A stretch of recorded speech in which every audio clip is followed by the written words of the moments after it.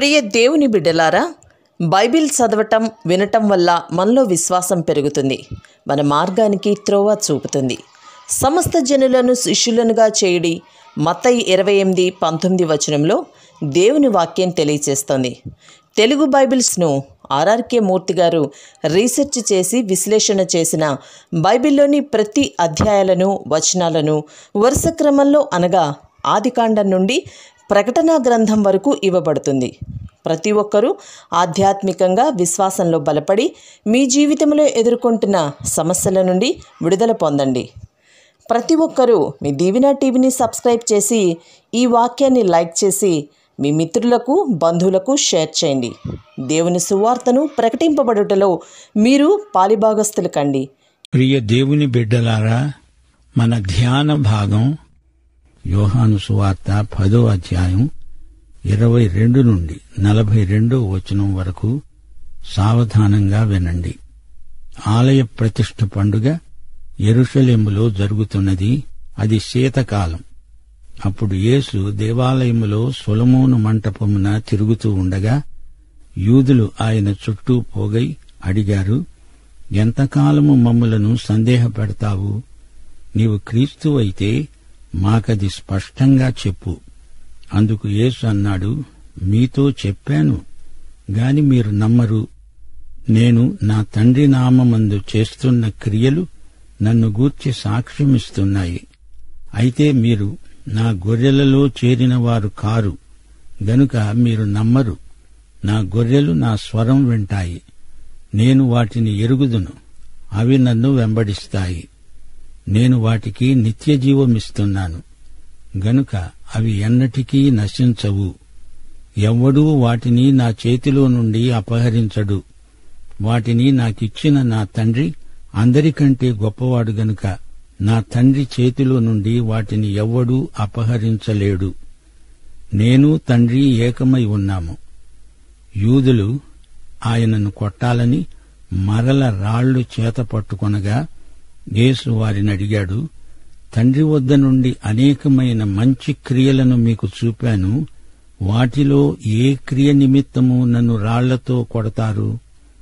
అందుకు యూదులన్నారు, నీవు మనుష్యుడివై ఉండి దేవుడను అని చెప్పుకుంటున్నావు గనుక దేవదూషణ చేసినందుకే నిన్ను రాళ్లతో కొడతాము గాని మంచి క్రియ చేసినందుకు కాదు. అందుకు యేసు అన్నాడు, మీరు దైవములు అని నేనన్నాను అని మీ ధర్మశాస్త్రములో రాయబడి ఉండలేదా? లేఖనము నిరర్థకము కానేరదు గదా. దేవుని వాక్యము ఎవరికి వచ్చిందో వారే దైవములని చెప్పిన ఎడల నేను దేవుని కుమారుణ్ణి అని చెప్పినందుకు తండ్రి ప్రతిష్ఠ చేసి ఈ లోకములోనికి పంపిన వానితో నీవు దేవదూషణ చేస్తున్నావు అని చెబుతారా? నేను నా తండ్రి క్రియలు చెయ్యని ఎడల నన్ను నమ్మకండి. చేసిన ఎడల నన్ను నమ్మకున్నా తండ్రి నాయందు నేను తండ్రియందు ఉన్నామని మీరు గ్రహించి తెలుసుకునేటట్లు ఆ క్రియలను నమ్మండి. వారు మరల ఆయనను పట్టుకోవాలని చూచారు, కాని ఆయన వారి చేతి నుండి తప్పించుకొనిపోయాడు.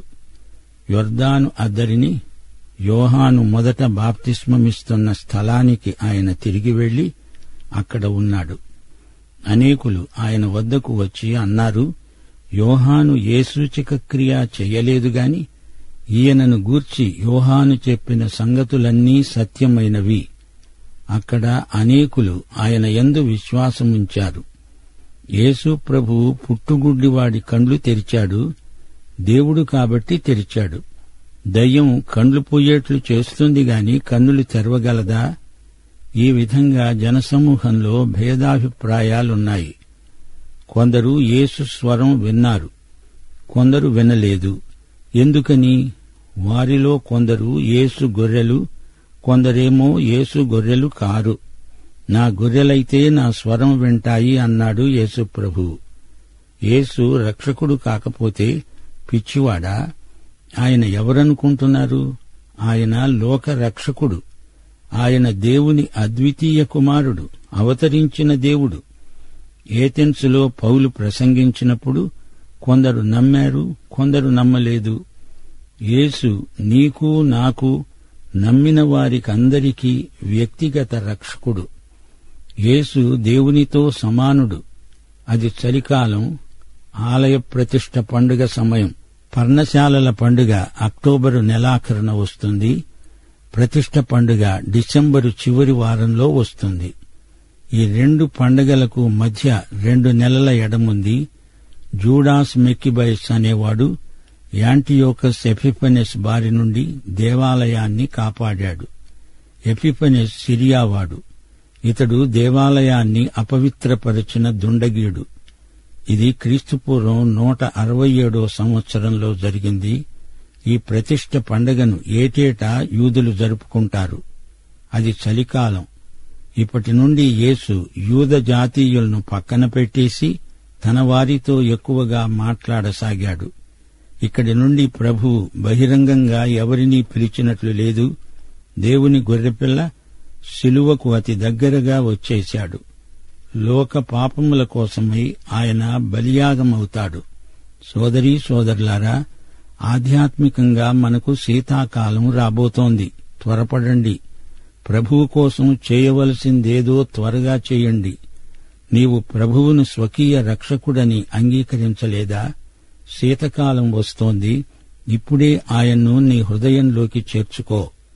ఇర్మియా గ్రంథం 8వ అధ్యాయం 20వ వచనం, కోతకాలం గతించింది, గ్రీష్మకాలం జరిగిపోయింది, మనము రక్షణ పొందకుండానే ఉన్నాము అనే పరిస్థితి రాకుండా చూడండి. సొలొమోను మంటపం అన్యులకు ఉద్దేశించింది. ఇశ్రాయేలీయులు కానివారు సొలొమోను మంటపం వరకే రాగలరు. యేసు దేవాలయంలోకి వెళ్లలేదు. సొలొమోను మంటపంలోనే ఉండిపోయాడు. అది శీతకాలం. ఇప్పుడు యేసును అంగీకరించిన ప్రతి ఒక్కడూ ఆయన మెస్సియా అని, క్రీస్తు అని గుర్తిస్తున్నారు. అంద్రెయ తన సోదరుడికి చెప్పాడు, మేము మెస్సియాను కనుగొన్నాము. నతనయేలు యేసు ఎవరో గుర్తుపట్టి, నీవు ఇశ్రాయేలుకు రాజువు అన్నాడు. యోహాను సువార్త 1వ అధ్యాయం 49వ వచనం. సమరయ స్త్రీ యేసు ఎవరో గుర్తించింది. సుకారు గ్రామ కాపురస్తులందరూ ఏమన్నారు? యోహాను సువార్త 4వ అధ్యాయం 42వ వచనం. మా మట్టుకు మేము విని ఈయన నిజముగా లోకరక్షకుడని తెలుసుకొని నమ్ముతున్నాము. 9వ అధ్యాయంలోని గుడ్డివాడు కనువిప్పు కలిగిన వాడై యేసును దేవుడుగా గుర్తించి ఆరాధించాడు. మతనాయకుల కండ్లకు పొరలు కమ్మాయి. వారు చూడలేకపోతున్నారు. దేవుని ప్రత్యక్షం చూడడానికి కండ్లుండాలి గదా. వినగలవారికి వినిపించాడు, చూడగలవారికి చూపించాడు. పరిశుద్ధాత్మే చెవులు కండ్లు తెరవగలడు. తాను మెస్సియా అనడానికి ప్రభువు వారికి ఎన్నో రుజువులు చూపాడు. అయినా వారు గ్రహించలేకపోతున్నారు. యేసు చేసిన గొప్ప కార్యములే ప్రబలమైన రుజువులు. యేసు దావీదు గోత్రమందు జన్మించాడు. యేసు జన్మ ప్రవచనాత్మకమైనది. బాప్తిస్మకుడైన యోహాను యేసును పరిచయం చేశాడు. యేసు మాట్లాడినట్లు ఎవరూ ఎప్పుడూ మాట్లాడి ఉండలేదు. ఆయనలో పాపమున్నదని ఎవరూ స్థాపించలేకపోయారు. నీవు మెస్సియావా కాదా అని అడగడానికి యోహాను పంపగా వచ్చిన శిష్యులు యేసు చేసిన అద్భుతాలను చూచి నమ్మాలనే కబురు యోహానుకు చేరవేశారు. యేసు ప్రబోధాలు యేసే మెస్సియా అని ధృవపరుస్తాయి. యేసు జీవితము, ఆయన చేసిన మహత్కార్యాలు యేసే క్రీస్తు అని రుజువు చేస్తాయి. రుజువులు లేక కాదు, అసలు సమస్య వారి అవిశ్వాస హృదయం. వారు ఆయన గొర్రెలైతే గదా చూడగలిగేది, వినగలిగేది. యేసు గొర్రెలు యేసు స్వరం వింటాయి, వినగలవు. యేసు గొర్రెలు యేసును వెంబడిస్తాయి. యేసు గొర్రెల ప్రత్యేకత విధేయత. ఒక వ్యక్తి రక్షించబడింది లేనిది ఎలా తెలుస్తుంది అంటారా? అతడు క్రీస్తుకు విధేయుడైతే రక్షించబడినవాడే. అందులో ఎట్టి సందేహమూ లేదు. ఆయన స్వరానికి మన చెవులు తెరుచుకొని ఉండాలి. సామెతలు 20వ అధ్యాయం 12వ వచనం, వినగల చెవి, చూడగల కన్ను, ఈ రెండూ యెహోవా కలుగజేసినవే. నేను నా గొర్రెలను ఎరుగుదును అన్నాడు ప్రభువు. యేసు నన్ను ఎరుగును అన్నప్పుడు అది నాకెంతో ఆదరణ. గొర్రెలమైన మనం ఆయన్ను వెంబడిస్తాము. యేసు గొర్రెలకు శాశ్వత రక్షణ. అది తాత్కాలికం కాదు. నేను నా గొర్రెలకు నిత్య జీవమిస్తున్నాను. అవి ఎన్నటికీ నశించవు. గొర్రెలకు కాపరి కాపుదల శాశ్వతమైనది. గొర్రెలు చెదిరిపోతే సమకూరుస్తాడు, బెదిరిపోతే ధైర్యం చెబుతాడు. గొర్రె వెనకబడిపోతే దానికోసం వెతుకుతాడు. రక్షకుని చేతిలో నుండి ఎవరూ గొర్రెను అపహరించజాలరు. మన కాపరి సాక్షాత్తు దేవుడు. ఎవ్వడూ ఆయన చేతిలోని గొర్రెను అపహరించజాలడు. తప్పిపోయిన గొర్రెను కాపరి వెదికి పట్టుకోకపోతే అది నాశనమైపోతుంది. గొర్రె తెలివిమాలిన జంతువు. 2 గొర్రెలు ఉన్నాయనుకోండి, వాటిలో ఒక గొర్రెను తోడేలు పట్టుకున్నప్పుడు రెండోది పారిపోవాలి గదా. అలా పోదు. అక్కడే బ్యా బ్యా అంటూ చుట్టూరా తిరుగుతుంది. తోడేలు దీన్ని కూడా పొట్టన పెట్టుకుంటుంది. అందుకే గొర్రె తెలివి తక్కువ జంతువు అంటాము. గొర్రెపిల్ల క్షేమంగా ఉన్నదంటే అది గొర్రెపిల్ల తెలివితేటలు కాదు, దానికి మంచి కాపరి ఉన్నాడు గనుక అది క్షేమంగా ఉంది. ఆయన మనకు నిత్యజీవమిస్తాడు గనుక మన రక్షణ శాశ్వతమైనది. నిత్య రక్షణకు కారకుడు మన ప్రభువు. యేసు చేతిలోని గొర్రెకు భద్రత. అది నిత్య భద్రత. ఆయన మనల్ని రక్షించాడంటే ఎట్టి పరిస్థితిలోనూ రక్షణ రద్దు కాదు. ఆయన తన గొర్రెల్లో ఒక్కటి కూడా పోగొట్టుకొనడు. 100 గొర్రెలున్నాయంటే అందులో ఒక్కదాన్ని కూడా ఆయన తప్పిపోనివ్వడు. యేసు, ఆయన తండ్రి ఎల్లప్పుడూ ఒకటే. వారిద్దరి మధ్య ఎట్టి భేదమూ లేదు.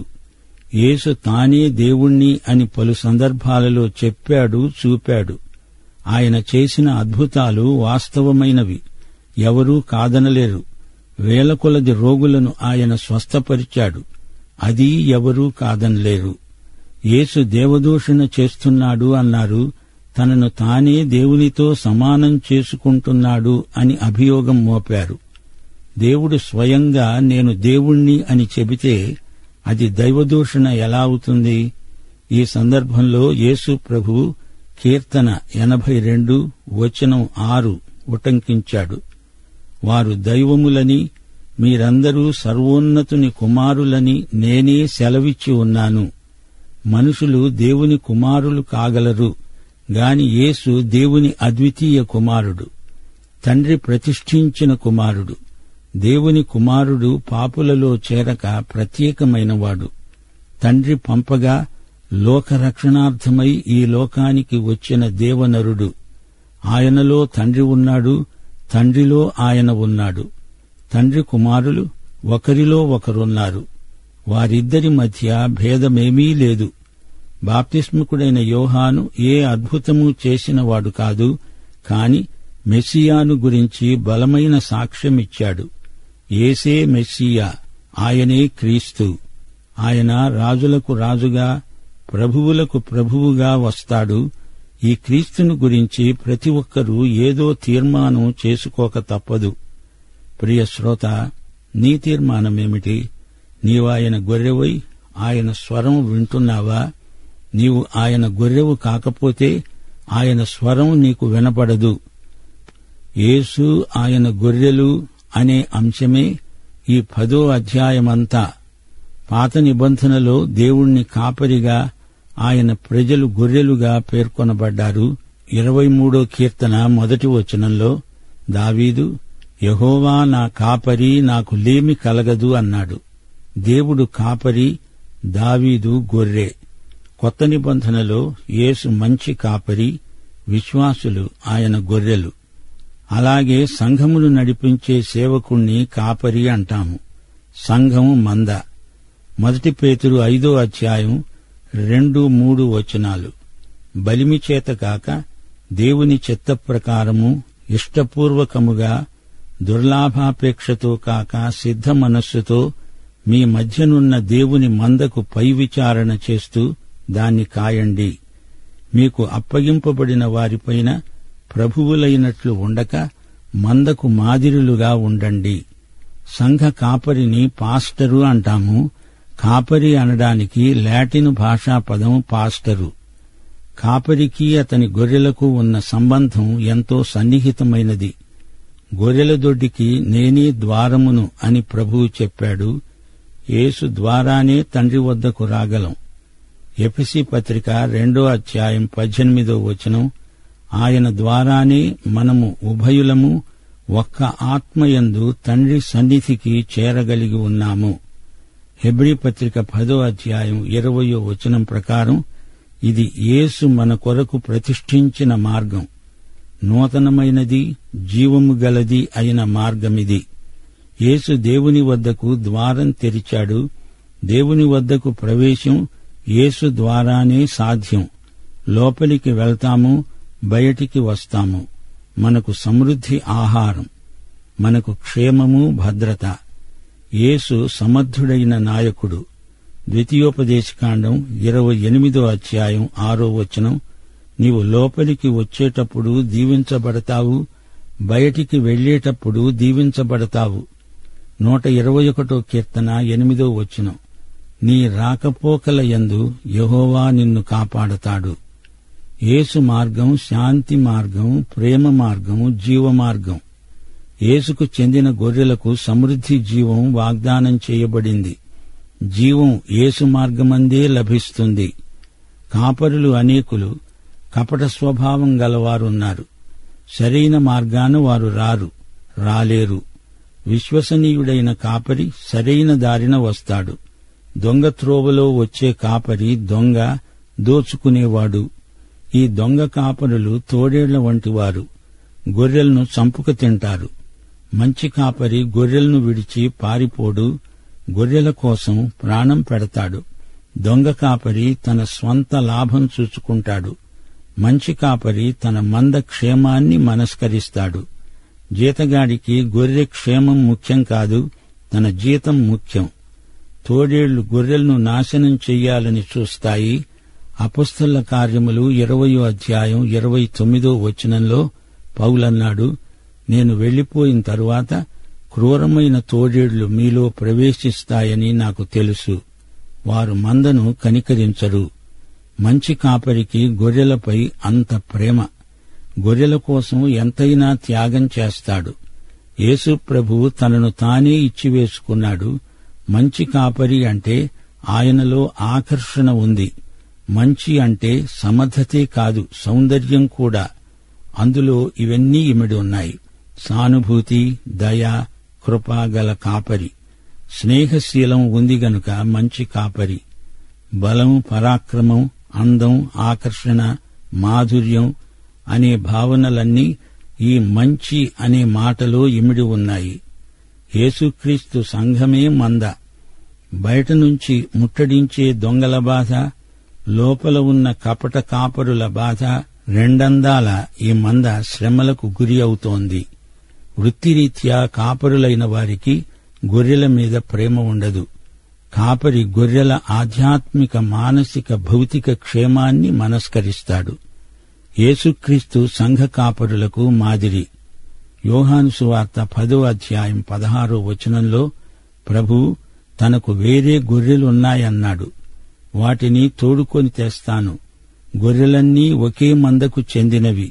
కాపరి ఒక్కడే, మంద ఒక్కటే. ఇక్కడ ప్రభువు గొర్రెల మధ్య ఉండవలసిన సమైక్యతను ప్రస్తావించాడు. ఇశ్రాయేలు జాతి తామొక ప్రత్యేక జనాంగమని, దేవుడు తమ పక్షాన ఉన్నాడని, మిగతా జాతులన్నీ తమ తరువాతనే అని అతిశయించారు. వారిలో జాతి గర్వం శృతిమించింది. అయితే ప్రభు అందరూ తన మందలో ఒకటే అని, తరతమ భేదాలు ఉండవని స్పష్టం చేశాడు. యెషయా గ్రంథం 56:8 ఇశ్రాయేలు వారికి పైగా ఇతరులను సమకూరుస్తాను అన్నాడు దేవుడు. లూకాసు వార్త 10:37 మంచి సమరయుడు యూదునికి పరిచర్య చేశాడు. జాతి వైషమ్యానికి తావులేదు. నేను లోకమునకు వెలుగును అన్నాడు యేసు. ఆయన వెలుగు యూదులకు పరిమితం కాదు, అందరికీ ఆయనే వెలుగు. అన్యజనులకు కూడా ఆయనే అభిష్ట వస్తువు. యెరూషలేములో ఆరంభమై ఆయన కృప భూదిగంతాల వరకు ప్రసరించింది. ఈ అధ్యాయం చివర చెప్పబడిన మాట, యొర్దాను అవతలి తీరాన అనేకులు ఆయన వద్దకు వచ్చారు, యేసునందు విశ్వాసముంచారు. యేసు శిలువ మరణానికి సిద్ధపడుతున్నాడు. మునుపు యోహాను చేత తాను బాప్తిస్మము పొందిన స్థలమది. ఇదిగో నా ప్రియకుమారుడు, ఈయన యందు నేను ఆనందిస్తున్నాను అని తండ్రి ఆకాశము నుండి మాట్లాడిన స్థలం. యోహాను యేసును గురించి చెప్పిందంతా నిజం అని వారు జ్ఞాపకం చేసుకున్నారు. నీవీ క్రీస్తును నీ కాపరిగా గుర్తించావా? ఆయనను వెంబడిస్తున్నావా? ప్రభువుకు జవాబు చెప్పు. ప్రభు అయిన యేసుక్రీస్తు వారి కృప, తండ్రి అయిన దేవుని ప్రేమ, పరిశుద్ధాత్మ యొక్క అన్యోన్య సహవాసము మనకందరికీ తోడై ఉండునుగాక. ఆమేన్.